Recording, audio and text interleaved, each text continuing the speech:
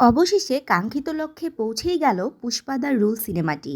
দক্ষিণ ভারতের সুপারস্টার আল্লু অর্জুনের সিনেমাটি ভারতের ইতিহাসে সবচেয়ে বেশি আয় করা সিনেমা হিসেবে নাম লেখালো।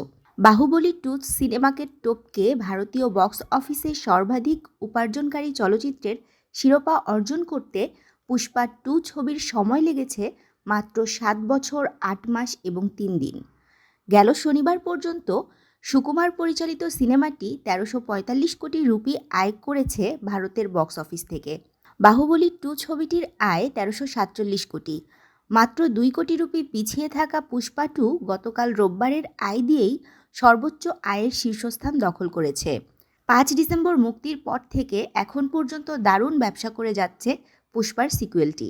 ভারতের বক্স অফিসে রীতিমতো ঝড় তুলেছে আল্লু অর্জুনের রাজত্ব। চলতি সপ্তাহেই সিনেমাটি ১৪০০ কোটি রুপি আয় করে নতুন ইতিহাস লিখবে বলেও মনে করছেন ভারতের সিনেমার বাণিজ্য বিশ্লেষকরা। এই তালিকায় ভারতের আঞ্চলিক আয়ে বক্স অফিসে ১৩৪৭ কোটি রুপি আয় নিয়ে দ্বিতীয় স্থানে থাকবে বাহুবলী 2 দ্য কনক্লুশন। আর তৃতীয় স্থানে থাকা কেজিএফ চ্যাপ্টার 2 ছবির আয় ৯৮৭ কোটি রুপি।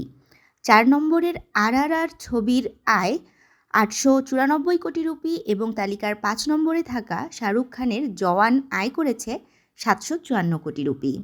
তাশরিফা তৃষা, তরঙ্গ টিভি।